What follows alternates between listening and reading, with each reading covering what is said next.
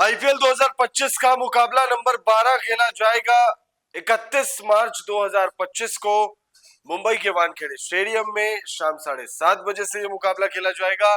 और इस मुकाबले में एक तरफ होगी मुंबई इंडियंस तो वही दूसरी तरफ defending champions Kolkata night Riders. इस वीडियो में बात करेंगे हम इस मुकाबले से पहले जो तमाम जानकारी आपको चाहिए, जैसे पिच का मिजाज कैसा रहने वाला है। अब मुंबई के वानखेड़े स्टेडियम में इस सीजन का पहला मुकाबला खेला जाना है, पिच का मिजाज कैसा रहेगा ये लोगों को अभी नहीं पता। जो लोग लगातार क्रिकेट को फॉलो करते हैं और बार बार फॉलो करते हैं उन्हें शायद पता हो, लेकिन बहुत सारे लोगों को नहीं पता होगा कि भाई वानखेड़े स्टेडियम में पिच का मिजाज कैसा रहने वाला है। यहाँ बल्लेबाजों को मदद है या फिर गेंदबाजों के लिए इस मैदान पर कुछ है, गेंदबाजों में तेज गेंदबाजों के लिए कुछ है या फिर स्पिनर्स महफिल लूट लेंगे इस मुकाबले में। वानखेड़े स्टेडियम में जो मुकाबला खेला जाएगा, पिच रिपोर्ट बताने के बाद आपको बताएंगे मौसम विभाग ने इस मुकाबले के लिए क्या जानकारी दी है।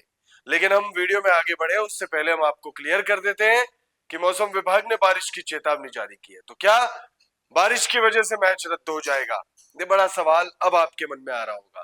तो वीडियो में आप बने रहिए, आपको बताएंगे मौसम विभाग ने क्या जानकारी दी और कितने प्रतिशत बारिश के चांसेस बताए गए। इसके बाद बात करेंगे अब हेड टू हेड आंकड़ों की। दोनों ही टीमें यानी मुंबई इंडियंस और केकेआर कोलकाता नाइट राइडर्स जब जब एक दूसरे का सामना इन दोनों ही टीमों ने किया है तब किसका पलड़ा भारी रहा है, कौन सी टीम अपर हैंड लेकर आ रही है। हेड टू हेड आंकड़ों के बाद दोनों ही टीमों के इस सीजन अब तक के प्रदर्शन पर नजर डालेंगे। पॉइंट्स टेबल में दोनों ही टीमें कैसा प्रदर्शन कर चुकी है उस पर बात करेंगे। पॉइंट्स टेबल में दोनों ही टीमें कहां स्टैंड कर रही है वो हम आपको बताएंगे और फिर वीडियो को एंड करेंगे प्लेइंग 11 के साथ, दोनों ही टीमों की प्लेइंग 11 जानेंगे। तो वीडियो आप एंड तक जरूर देखिएगा। वीडियो पसंद आए तो इसे लाइक करके चैनल को सब्सक्राइब करना ना भूलें। बात करते हैं सबसे पहले मुकाबले की। तो 31 मार्च 2025 को आईपीएल 2025 का मैच नंबर 12 मुंबई के वानखेड़े स्टेडियम में खेला जाएगा।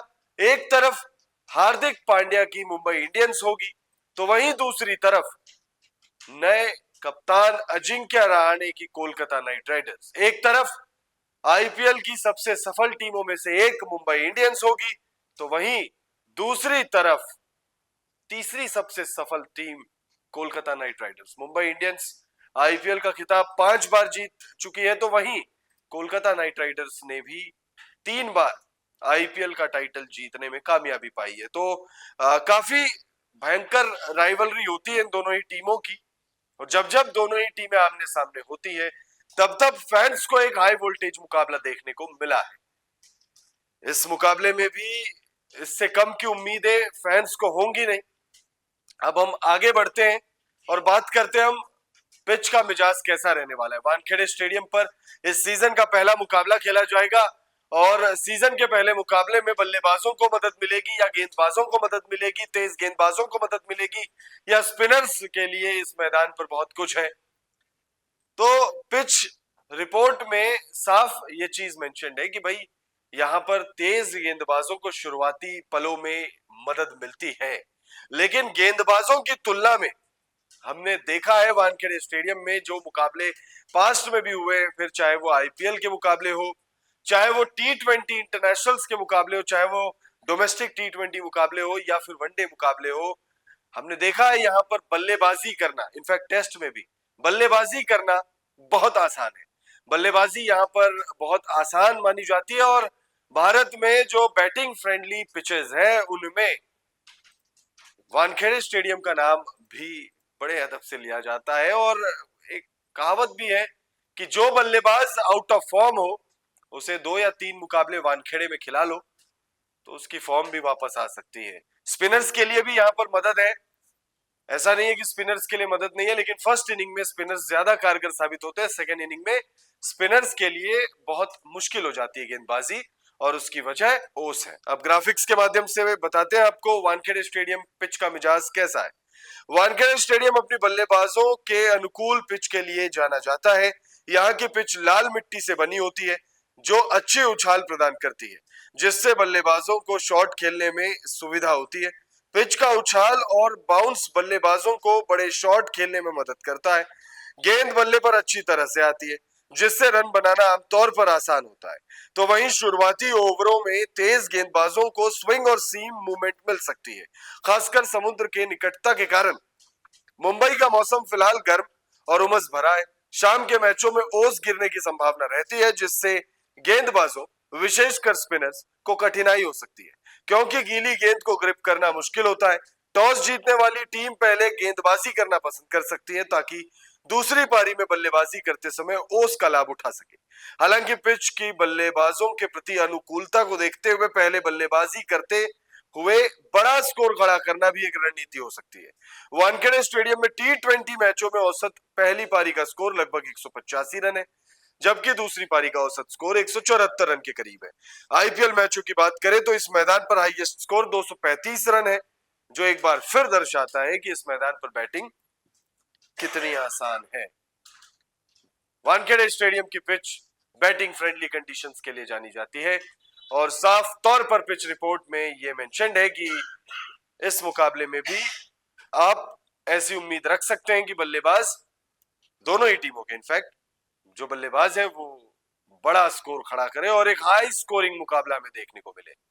अब बात करते हैं हम लोग मौसम विभाग ने क्या जानकारी दी है इस मुकाबले को लेकर। वीडियो की शुरुआत में आपसे कहा था कि मौसम विभाग ने इस मैच के लिए बारिश की चेतावनी जारी की है, लेकिन आपको घबराने की जरूरत नहीं है, क्योंकि वो चेतावनी बेहद न के बराबर है। मतलब जारी तो की गई है, लेकिन बारिश होगा ऐसा कहा नहीं जा सकता। मतलब बहुत कम चांसेस है कि बारिश हो।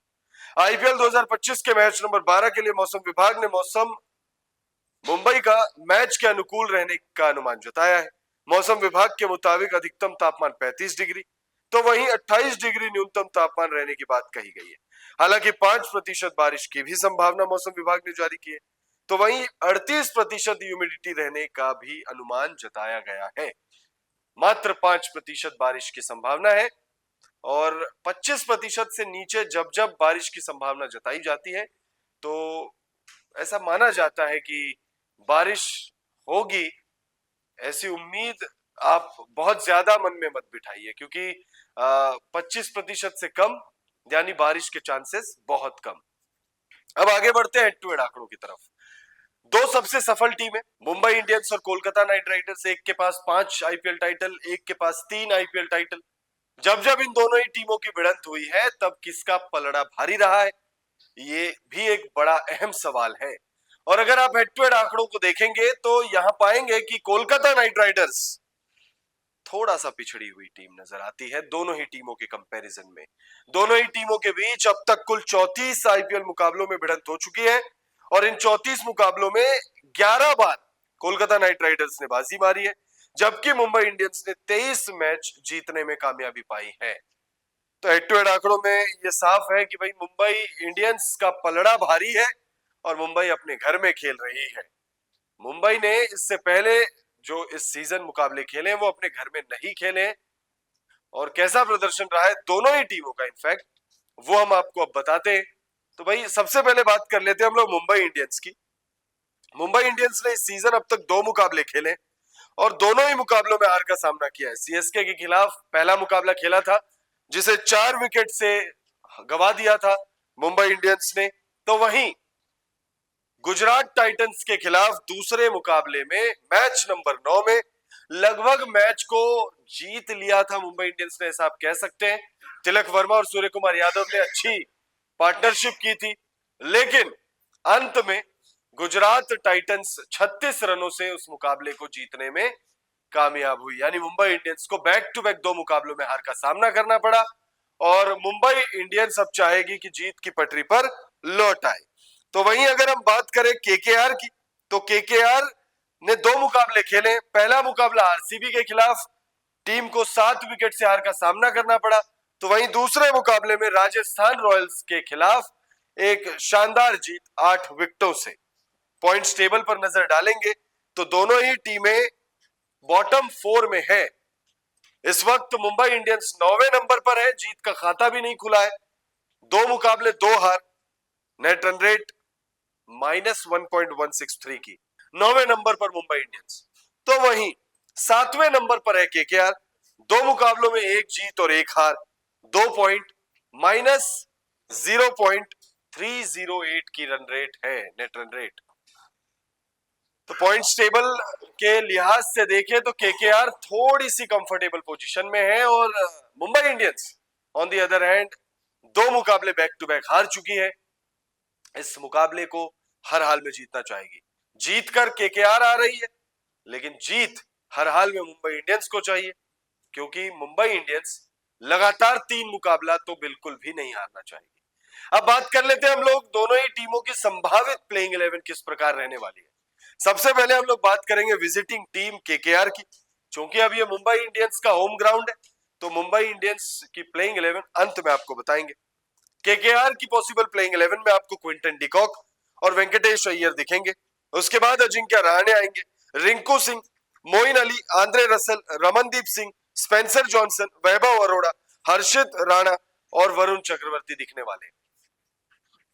सुनील नारायण को लेकर रिपोर्ट आ रही है कि वो फिट हो चुके हैं, पिछला मुकाबला उन्होंने नहीं खेला था, उनकी जगह मोइन अली को मौका मिला था और मोइन अली ने अच्छा प्रदर्शन किया था।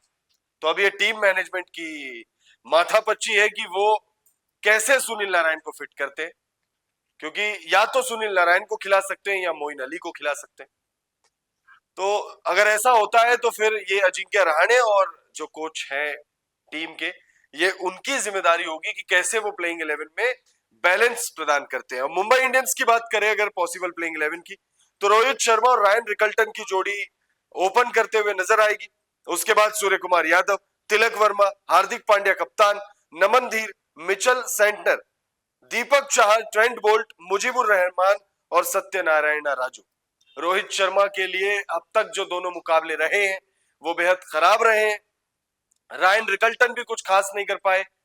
सूर्य कुमार यादव ने पिछले मुकाबले में अच्छी बल्लेबाजी की थी, तिलक वर्मा अच्छी बल्लेबाजी कर रहे हैं, हार्दिक पांड्या पहला मुकाबला नहीं खेले थे, पिछले मुकाबले में हार्दिक पांड्या कुछ खास कमाल कर नहीं पाए।